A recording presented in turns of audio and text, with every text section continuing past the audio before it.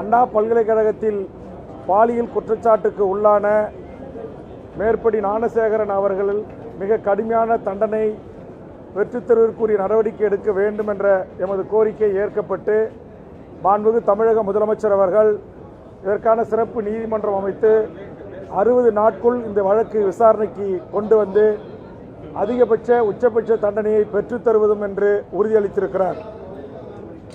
ஞானசேகரனுக்கு கிடைக்கிற தண்டனை என்பது இனி இந்த சமூகத்தில் இதுபோன்ற மனித மிருகங்களால் 3 வயது 5 வயது 6 வயது 10 வயது 16 வயது என்றும் 60 வயது 70 வயது 80 வயது மூதாட்டி என்றும் பாலியல் வல்லுறவுக்கு உள்ளாக்கப்படுகின்ற அந்த மனித மிருகங்கள் காம வெறியர்கள் யாராக இருந்தாலும் சட்டம் மிக கடுமையாக தண்டிக்கும் என்கிற அடிப்படையிலும் தமிழக வாழ்வுரிமை கட்சி மரண தண்டனைக்கு எதிராக கொள்கை கொண்ட கட்சியாக இருந்தாலும் பாலியல் குற்றச்சாட்டுக்குள்ளாகின்ற இந்த மனித மிருகங்களுக்கு உச்சபட்ச தண்டனை தூக்கு தண்டனை கிடைக்கப்பெறுகின்ற வகையில் அரசு இதற்குரிய நடவடிக்கைகளையும் சாட்சியங்களையும் முறையாக தயார் செய்து இதுபோன்ற வழக்குகளில் இந்த தண்டனையை பெற்றுத்தர வேண்டும் என்ற ஒரு கோரிக்கையை நான் முன்வைக்கிறேன்.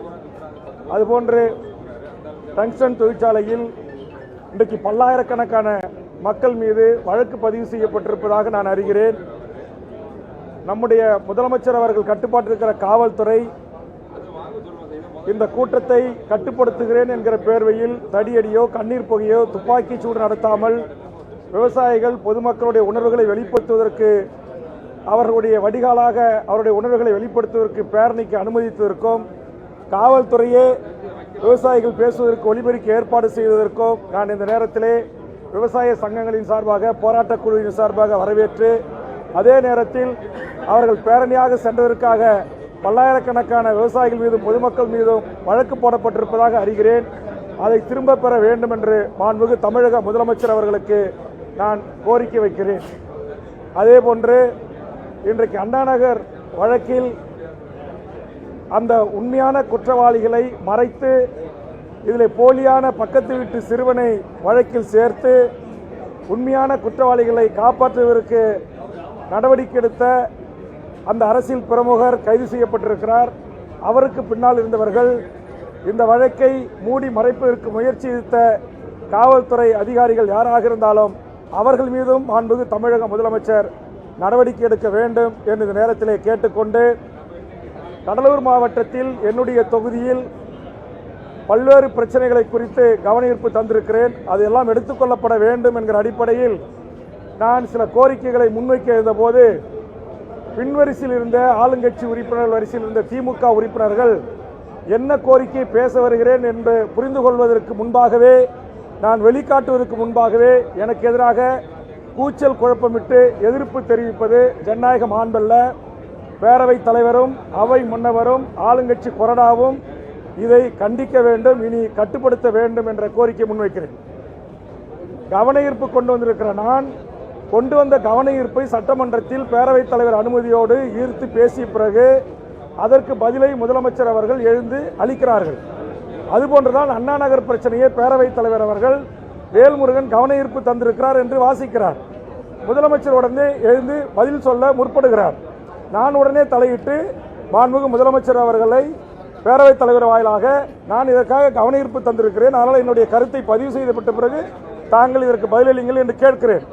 உடனே ஆளுங்கட்சி வரிசையில் இருக்கிற பின்வரிசையில் இருந்த சட்டமன்ற உறுப்பினர்கள் என்ன பிரச்சனைக்கு நான் கவன ஈர்ப்பு கொடுத்திருக்கிறேன், எந்த பிரச்சனையை நான் எழுப்ப முற்படுகிறேன் என்பதை தெரிந்து கொள்ளாமல் அரைகுறையாக அறவேக்காட்டுத்தனமாக என்னை எதிர்ப்பது என்பது ஏற்புடையதல்ல. இது ஜனநாயக மாண்புக்கும் மரபுக்கும் எதிரானது. இதை இனி ஆளுங்கட்சி கொறடாவோ அவை முன்னவரும் பேரவைத் தலைவரும் அனுமதிக்க கூடாது என்கிற என்னுடைய வேண்டுகோளை நான் முன்வைக்கிறேன். நான் தவறு செய்தவர்கள் யாராக இருந்தாலும் கட்சி பாராமல் அவர்கள் மீது நடவடிக்கை எடுக்க வேண்டும் என்பதுதான் என்னுடைய நிலைப்பாடு. அது அதிமுக திமுக என்கிற அரசியல் உட்கட்சி பிரச்சனைகளுக்கு நான் செல்லவில்லை. இந்த நாட்டில் நடந்திருக்கிற சட்டத்துக்கு புறம்பான அநியாய அக்கிரம நடவடிக்கைகளை நான் பேசுவேன். என் கட்சிக்காரர் கடலூர் மாவட்டத்தில் கொலை செய்யப்பட்டு இன்றோடு 8 நாட்கள் ஆகிறது. அந்த கொலை குற்றவாளிகள் இதுவரையில் கைது செய்யப்படவில்லை. ஆக நான் முதலமைச்சர் அவையில் இருக்கின்ற போது நான் முதலமைச்சரிடம் இந்த கவனத்தை ஈர்ப்பதற்கு முயற்சிக்கிறேன். ஆனால் அதற்குள்ளாகவே எழுந்து எதிர்ப்பு தெரிவிப்பது, கூச்சலிடுவது, அதுபோன்று இன்றைக்கு அதிமுக பிரமுகர் ஒருவர் அண்ணா நகர் வழக்கில் கைது செய்யப்பட்டிருக்கிறார். இதற்கு பின்புலத்தில் இருக்கின்ற யார் என்பதை வெளிக்கொண்டு வேண்டும் என்று நான் பேசுகிறேன். பேசுவதற்கு வாய்ப்பு மறுக்கப்படு. அப்படி மறுக்கப்படுவதோடு மட்டுமல்லாமல் எதிர்க்கட்சி வரிசையிலே இருப்பவர்கள் எழுந்து பேசும்போதும் கூச்சலிடுவது, அவர்கள் கட்சியிலே உறுப்பினராகவே இன்னைக்கு சட்டமன்ற கணக்கு பிரகாரம் இருக்கிறேன், கூட்டணியில் இருக்கிறேன். நான் ஒரு அதிமுக்கியத்துவம் வாய்ந்த பிரச்சனையை எழுப்ப முற்படுகிறேன். அண்ணா நகர் சிறுமி பாலியல் கற்பழிப்பு பின்னால் இருக்கிற கூட்டம் யார் என்பதை கேள்வி எழுப்புகிறேன். ஆக என்ன கேட்கிறேன் என்பதை தெரியாமல் கூட எதிர்ப்பு தெரிவிக்கிறவர்களை நம்முடைய தமிழக அரசினுடைய அரசு கொறடா, அவை முன்னவர், பேரவைத் தலைவர் மட்டுப்படுத்த வேண்டும் என்று அங்க இந்த கோரிக்கை பதிவு செய்யப்படலை. அதனால பத்திரிகை ஊடகத்தின் வாயிலாக பேரவைத் தலைவருக்கும் தமிழக அரசின் கவனத்தையும் நான் கொண்டு செல்ல விரும்புகிறேன். நன்றி, வணக்கம்.